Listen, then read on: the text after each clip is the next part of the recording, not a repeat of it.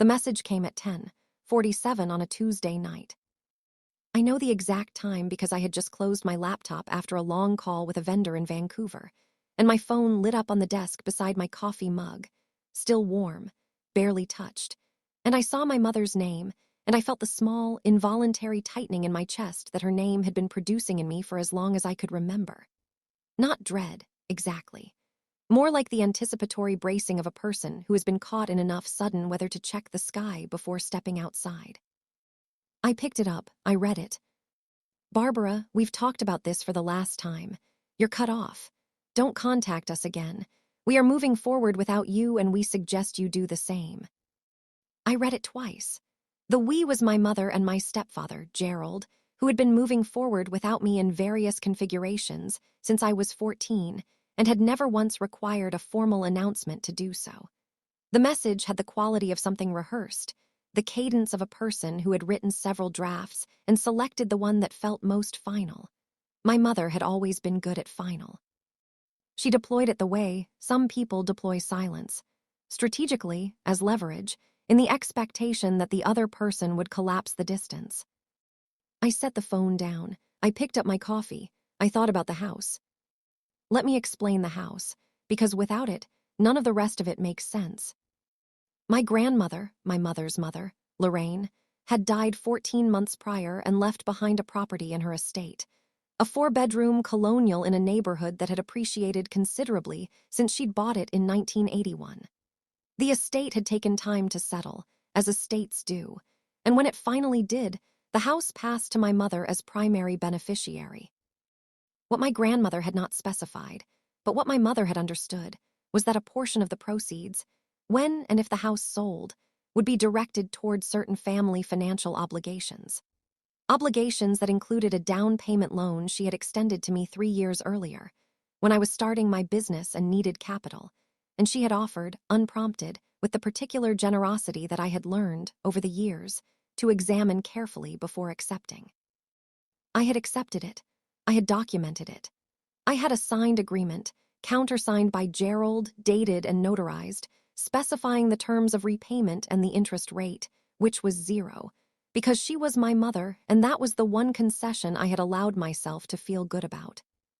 What I had also done, because I am methodical, and because I had grown up in this family and understood how its agreements tended to age, was structure my own finances so that the repayment did not depend on the house sale. I had been repaying the loan in monthly installments for 18 months. I had records of every transfer. My lawyer had copies. The balance, by the time my mother sent that message, was just under $40,000, not a small number. But mine to manage, on my timeline, within the terms we had agreed. What my mother had decided, sometime in the preceding weeks, through a process I had not been invited to participate in, was that the terms needed to change. That the house sale was imminent, that she needed the full balance cleared before closing, and that my failure to produce $40,000 on a revised and unilateral schedule constituted a betrayal sufficient to warrant cutting me off entirely. We had argued about it 3 times in the preceding month. Each argument had followed the same architecture. She presented the revised demand as reasonable. I explained why the original agreement governed. She escalated.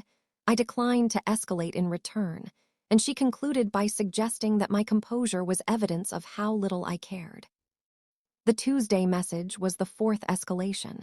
The last one, she had decided.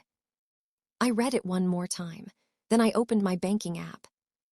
I want to be precise about what I did next, because it has been described, by my mother, by Gerald, by my Aunt Constance, who called me 3 weeks later with the particular energy of a person who has been tasked with a diplomatic mission she finds personally distasteful, as an act of retaliation. It was not retaliation. It was compliance. She had said, "Don't contact us again. We are moving forward without you." I took her at her word. The first thing I did was revoke my mother's access to the joint account we had maintained since my father left, a small legacy arrangement, a holdover from the years when she had needed a secondary account for household management, and I had been added as a co-holder and had simply never removed myself. The account held, at that moment, a modest balance. It was not the point. The point was that the account existed, that she had access to it, and that her message had made the future of our relationship unambiguous. I logged in. I changed the permissions. I did it in under 4 minutes. The second thing was the house deal. This requires more explanation. Gerald, in the month since Lorraine's estate settled, had been pursuing a private sale of the property, bypassing a traditional listing in favor of a direct transaction with a buyer he had sourced through a contact of his. The arrangement had been structured with a specific closing timeline, a specific buyer, and a specific set of representations about the property's clear title and the estate's unencumbered status. What Gerald had not disclosed to the buyer, and what I knew because my grandmother had told me, in the last year of her life, during the long Sunday calls we had every 2 weeks, was that the property carried a recorded easement dispute with the adjacent landowner, a matter that had never been fully resolved, and that would surface in any competent title search. My grandmother had flagged it to my mother years ago. My mother had filed it under the category of things that would probably work themselves out. I had said nothing about this during the preceding months, because it was not my property and not my transaction, and I had not been asked. But my grandmother had also named me, in a secondary codicil to her will that my mother did not know existed, as the person to be notified in the event of any sale of the property. A quiet, specific instruction from a woman who had watched her daughter manage things loosely for 40 years, and had made a small, careful arrangement accordingly. The notification from the estate attorney, a formality, a letter, had arrived 2 weeks before my mother's message. I had been sitting on it, not maliciously.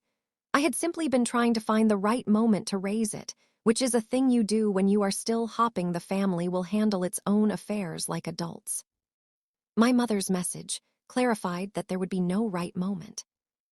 I called the estate attorney the following morning. I informed him that as the named notification party under the codicil, I was formally flagging the unresolved easement for disclosure to the prospective buyer, as required by the terms of the estate documentation and applicable property law.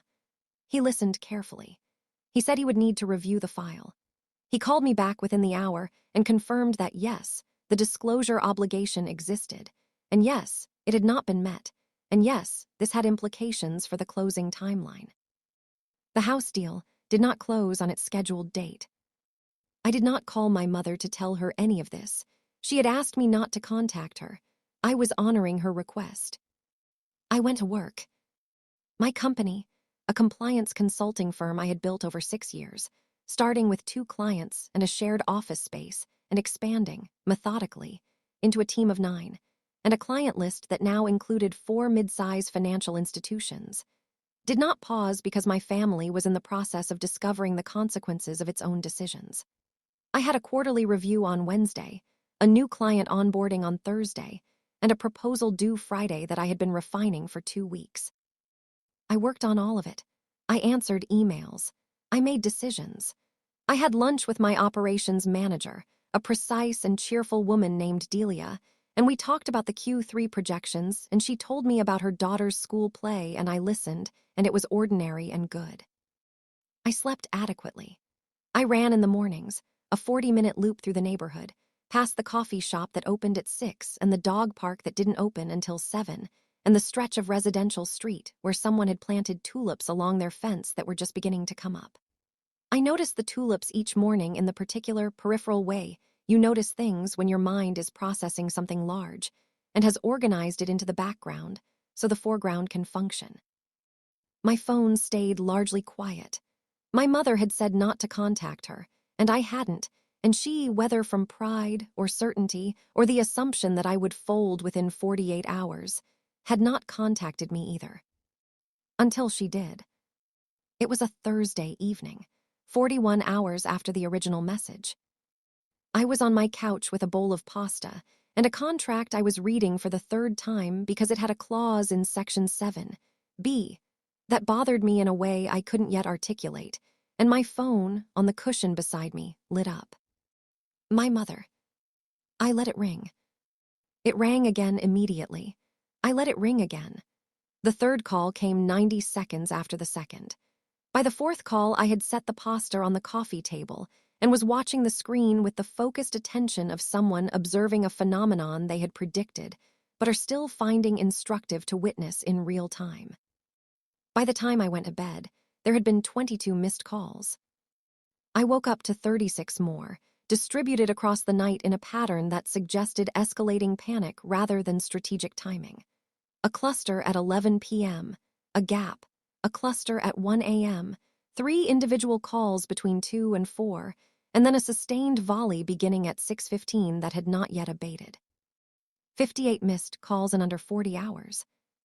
There were also messages. 11 of them graduated in tone from impatient "Barbara, call me back. This is important," to urgent "There is a serious problem with the house. We need to talk," to the one that arrived at 1:47 a.m., which read, "The attorney called Gerald. Something about an easement. We need you to fix this. Please call." And then, at 6:40 in the morning, a message from a number I didn't recognize. Area code 212. It read, "Ms. Barbara, this is Richard Holloway, representing Gerald and your mother in the matter of the Lorraine estate property sale. We have a serious problem that requires your immediate attention. Please call my office at your earliest convenience." I read it standing in my kitchen in the gray early light, coffee brewing, still in the clothes I'd slept in.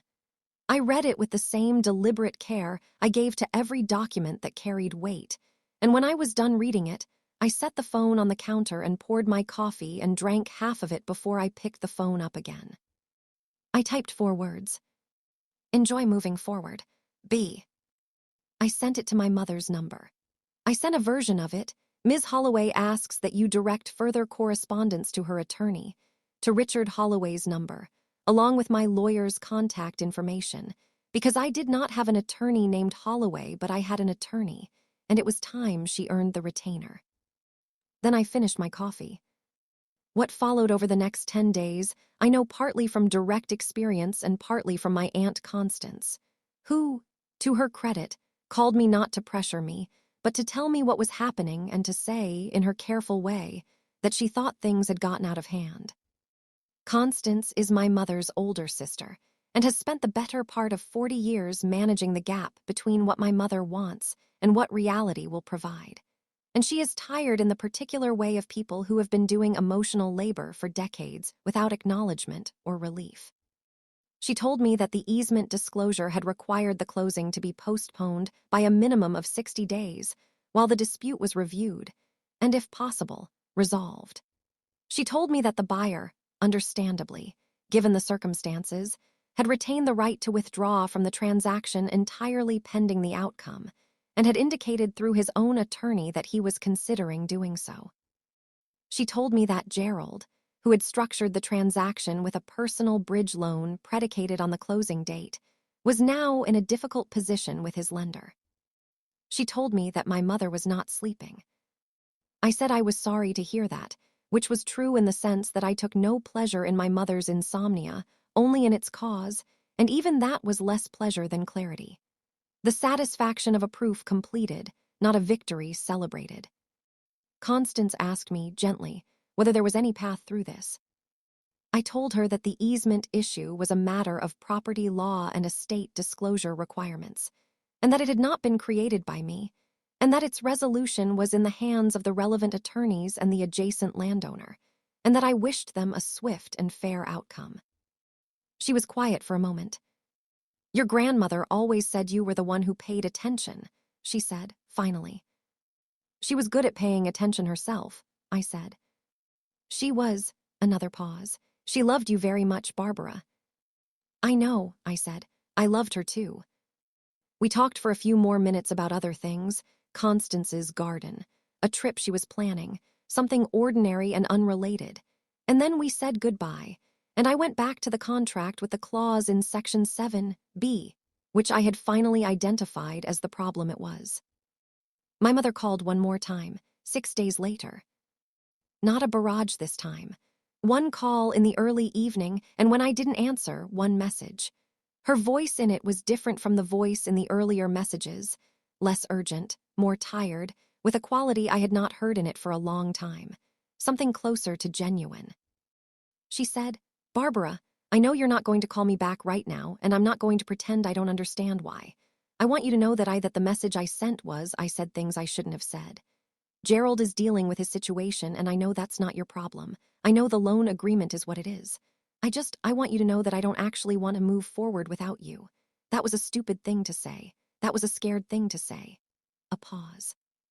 I'm not asking you to fix anything. I just wanted you to hear that. The message was 2 minutes and 12 seconds long. I listened to it twice. Then I saved it. I did not delete it, and I did not return the call that night, because I am the kind of person who does not make consequential decisions before they are ready, and I was not yet ready. There were things to consider, things about what I wanted, what was possible, what I was and was not willing to rebuild, and on what terms, and they deserved more than a reactive phone call made in the residue of someone else's panic. What I knew was this: my mother had told me to move forward without her. I had done so. The ground I was standing on now was entirely mine. My terms, my timeline, my documented agreements, and my lawyer's file, and the quiet, specific inheritance of a grandmother who had paid attention and arranged things accordingly. Whatever came next, I would enter it from that ground. I made dinner. Something simple: rice, vegetables, a piece of salmon I'd bought at the market that morning. I ate it at my kitchen table with the window open and the evening coming in, the particular quality of spring light in the hour before it goes, soft and directionless, and not asking anything of anyone. My phone was on the counter. I let it stay there. There was no urgency. Everything important had already been done. Whatever my mother wanted to say, she had said it. Whatever I wanted to say in return would come when it was ready, formed fully, spoken from a place of solidity rather than reaction. Until then, I had a contract to finish reading, a team to manage, a business I had built from nothing that would open its doors again in the morning and require all the attention I was happy to give it. The salmon was good. The light was good. The evening was very quiet, and I was the one who had made it so, and that was enough.